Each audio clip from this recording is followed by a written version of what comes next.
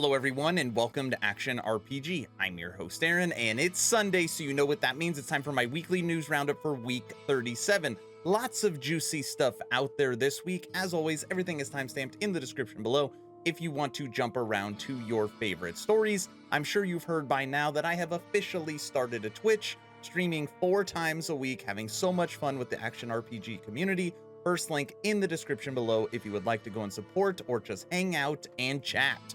All right, let's not waste any time and jump right into this. Our first story takes us to the world of Elyon, and I've got some good news and some bad news, but I'm pretty sure the good news outweighs the bad news. Check this out.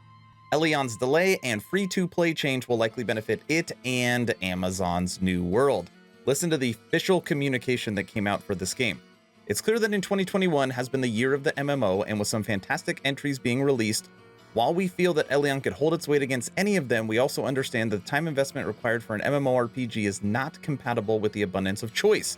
So after some heavy consideration, we have decided to make our change to our business model and make Elyon free to play. We will be offering compensation to all who pre-ordered players. All the pre-order players and further detail will be found on our website post on the topic.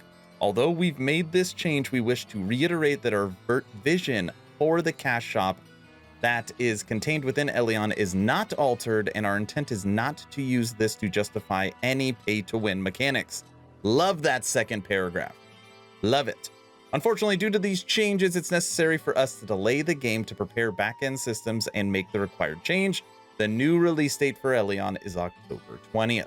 Okay, game delayed, but now we can all try it free of charge, which is definitely a win. Anyone out there still playing Path of Exile's Expedition League? Well, listen to this. Path of Exile patch 3.15.3b fixes instance crash, brings more improvements. Patch 3.5, set for release this week, improves various elements of the game, such as the visuals of Verana, Last to Fall Storm skill, so the outer ring is easier to see. Additionally, the description of the 2 Tempest Atlas passives have been updated to better reflect its function. When you actually go over to the patch preview, if you want to pull up the whole patch now, you can. This is what everybody cares about, this little dot right here. Fixed an instance crash, which was literally driving the community bonkers. So hopefully now everything works. You have all been patiently waiting, and the time is almost here. Less than 2 weeks until we get our hands on D2R, and Blizzard is ramping up for this. Diablo 2 Resurrected has been releasing class trailers all week as launch nears. You see that become a barbarian, become a source, paladin, Amazon, druid. And I thought it's a good midway point in this video to show you one of my favorite classes, become the Amazon.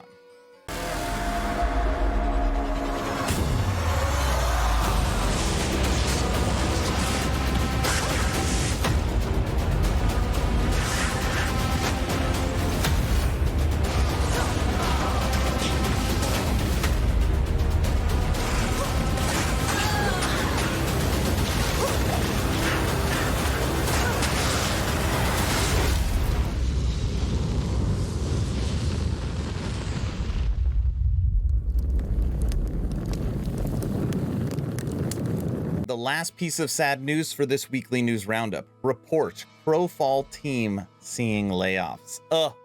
It sucks when a game is in development for so long and it just doesn't hit the mark.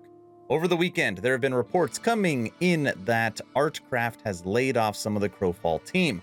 While there hasn't been an official announcement, Val Massey, who spent 5 years in the community management of Crowfall, tweeted, "Gutted and gobsmacked to hear about Artcraft Entertainment layoffs today. Having worked on Crowfall game for 5 years, I had high hopes for the game would be a success. Holler if I can help with recommendations or referrals." I've had people in my community play this and, oh, it's fun, it's fun. Oh no, it's terrible, it's terrible. Unfortunately, the game took a very long time to come out, and when you compare it to now modern MMOs, it just doesn't stack up. Some pretty exciting news came out this week. Star Wars Knights of the Old Republic remake is real, releasing on PS5 and PC. Now, when we first saw this little trailer, everyone's like, oh no, it's going to be only PS5. No, it has been confirmed it is also coming to PC. Also, I want to be clear, this is not a remaster. This is a remake. Okay, so the original game that you played, that's not what you're going to be playing. It'll probably follow similar the same story, but this game is a complete remake, not remaster. Enjoy the 1-minute kind of teaser trailer for Star Wars Knights of the Old Republic.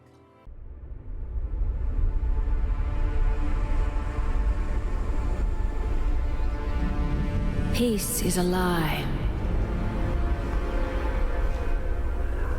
That is what the Sith believe. They promise power. Now they wield it. We face the greatest Sith in generations. They must be stopped.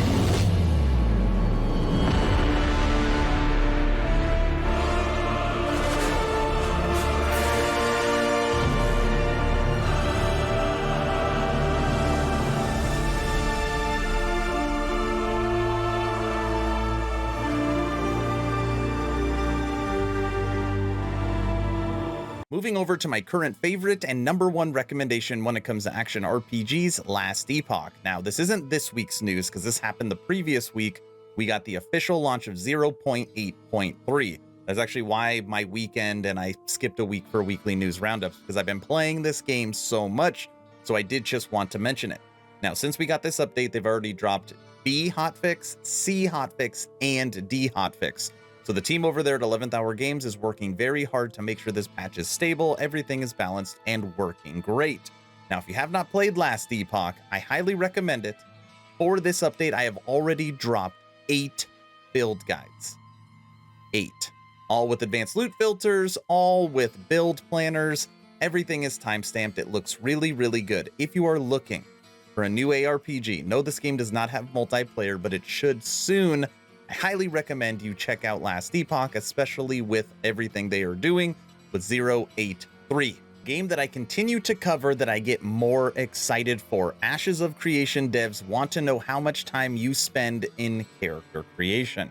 Now, when it comes to an MMO, character creation is extremely important. You want to connect with this character. If you're truly planning on jumping in, you're going to spend hundreds, sometimes thousands of hours as this character. Listen to some of this, okay? Character customization is the single most important thing in an MMORPG. It's how you connect with the world. There is never too many options because there will always be someone wanting more. Give the RP community the tools they need and you'll have a game that can be carried by the dedicated casuals who fall in love with the world.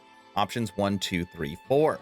But they're not done there. Other responses got detailed as they touched on scars, bears, eyes, age, and more. Still, others went further to describe even the posture of a character. Which, thinking about it, you don't see posture very often. And I actually can't think of a game that has it. I'm sure they're out there. Posture selection.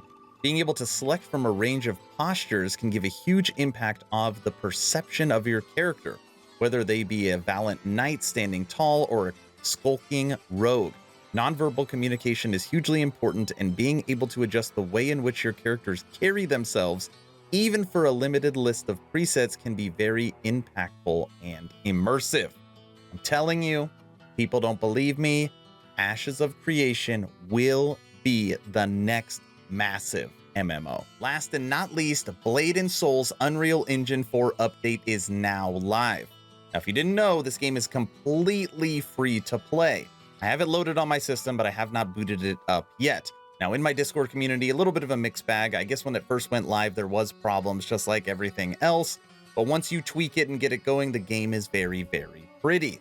The much anticipated upgrade to the Blade & Soul's engine brings a host of improvements, which the NCSoft team details in a new round of patch notes to accompany today's update.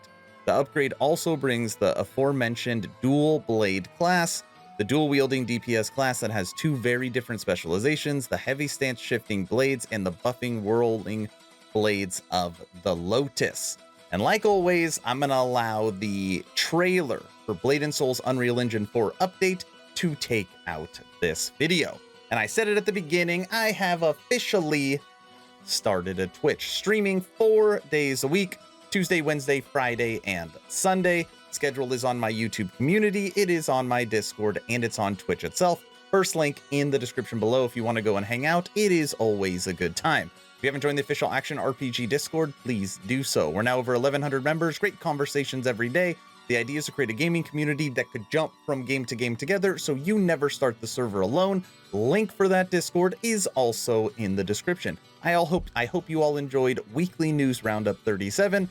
Hopefully you were entertained or at least learned something. Blade & Soul's Unreal Engine 4 trailer. Take it away.